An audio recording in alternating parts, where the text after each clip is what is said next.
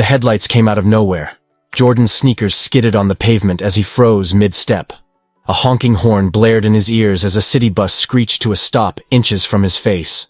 His breath caught, pulse racing in his throat. For a second, the whole world was a blur of exhaust fumes and flashing lights. He felt a yank on his hoodie, pulling him back to safety. "Dude, watch where you're going!" Casey, his best friend, let go of his hoodie and shook his head. "You almost got flattened. You're lucky I have reflexes like a ninja." Jordan blinked, still dazed. The city around him slowly sharpened into focus. Bustling sidewalks, the scent of fresh rain, and the distant sound of car horns echoing through the streets. "Yeah, thanks for that," he muttered, running a hand through his tousled hair, heart still hammering in his chest. "I was distracted." Casey raised an eyebrow, skeptical. "Distracted? You were zoned out. What's got you so spaced out, man?" Jordan hesitated, glancing down at the notebook in his hand. Its pages fluttered in the breeze like it had something to say, something it wasn't ready to reveal yet. "I don't know. I've been writing this new thing and it's kinda messing with my head." Casey stuffed his hands in his pockets and leaned against a lamppost. "Writing about aliens again? Zombies? Killer robots?" Jordan shook his head, smirking a little. "Nah, nothing like that. It's different this time. Like whatever I write, it's starting to feel real." "Real?" Casey gave him a sideways glance. "You're serious?" Jordan shrugged, but the unease sat heavy in his stomach. "I don't know, man. It's weird. Like, things I jot down, they start happening." Casey laughed. "Yeah, right. Next, you're gonna tell me you've got a magic notebook." Jordan's hand tightened around the spiral-bound journal. "I'm serious. Remember that math test? I was freaking out about failing, so I wrote this dumb little thing about how the teacher lost the test papers. Next day, the teacher announces she lost all the tests." Casey whistled, clearly entertained. "Okay, that's pretty freaky. But, like, coincidences happen. Maybe you're just psychic. Maybe," Jordan muttered, but even he didn't believe it. There had been too many little coincidences lately. Jordan felt the notebook's weight in his hands, like it was pulsing, waiting for him to unleash whatever it had in store next. He didn't know why, but he had this sinking feeling it was just getting started. Later that night, Jordan sat hunched over his desk, the notebook open in front of him. His room was dimly lit by a single desk lamp, casting long shadows on the walls. Outside, the wind howled, rattling the windows. His mom had already gone to bed, the house still and quiet. It was just him, the notebook, and the sound of his pencil scratching against the paper. His hand moved on autopilot, scribbling down a scene.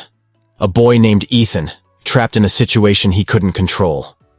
His dad was pinned under a heavy bookshelf that had fallen in the living room. Ethan tried to lift it, but it was too heavy. No matter how much he strained, it wouldn't budge. Panic rose in Ethan's chest, and he had to make a choice. Call for help or... Jordan stopped writing, the hair on the back of his neck standing on end. He dropped the pencil, staring at the words on the page. He didn't remember writing the rest of the sentence. His hand had written it, sure, but his mind had gone blank halfway through. Suddenly, there was a loud thud from downstairs. Jordan's heart skipped a beat. He sat still for a moment, listening. Then he heard his mom scream. His chair clattered to the floor as he bolted to his feet. He tore down the hallway, skidding down the stairs in his socks. His mother stood in the living room, staring in horror at the bookshelf that had toppled over.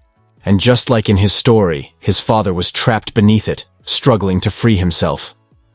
"Oh my God!" Jordan rushed over, trying to lift the shelf, but it was too heavy. Just like in his writing, no matter how hard he pulled, it wouldn't move. His dad groaned, grimacing in pain. "Get help, Jordan!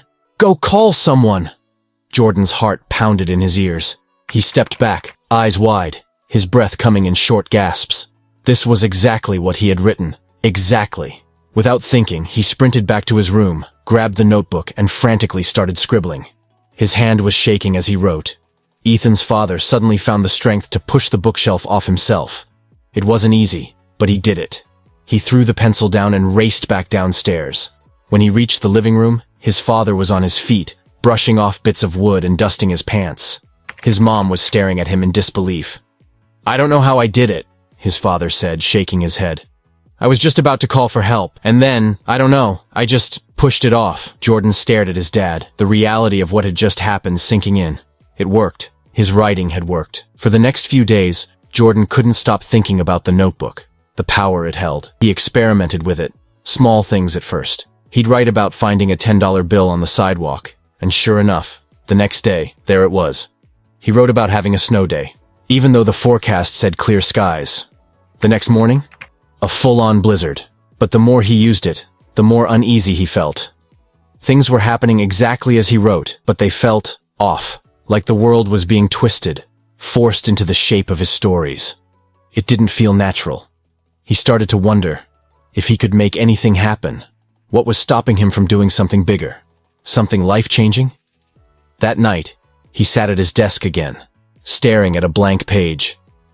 His mind raced with possibilities. What if he wrote something amazing? Something that could change his life forever? He could be rich, famous. He could make anything he wanted come true. But as he raised the pencil to the paper, a thought flickered in the back of his mind. At what cost? He shook his head, trying to ignore the doubt creeping in. He started writing. Jordan stopped cold. His eyes went wide. He stared at the sentence he had just written. There was a knock at the door. A chill ran down his spine. He glanced toward his bedroom door, half expecting someone to be standing there. But the house was silent, empty. Then, a knock echoed through the house. Jordan's blood turned to ice. He stood up slowly, his legs trembling as he made his way to the front door. His fingers hovered over the doorknob, heart hammering in his chest. Another knock, louder this time. He flung the door open. Nobody was there. The street outside was deserted, nothing but shadows and the faint glow of streetlights. He stepped out onto the porch, scanning the darkened neighborhood. But there was no sign of anyone. Just the wind rustling through the trees. Jordan's breath fogged in the cold air. He turned to go back inside when something caught his eye. A penny, lying heads up on the porch steps. He knelt down and picked it up, turning it over in his hand. A shiver ran through him.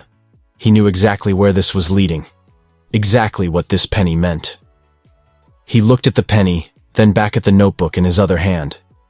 Not everything can be controlled, he whispered to himself, a bitter realization dawning. Some things have to happen on their own.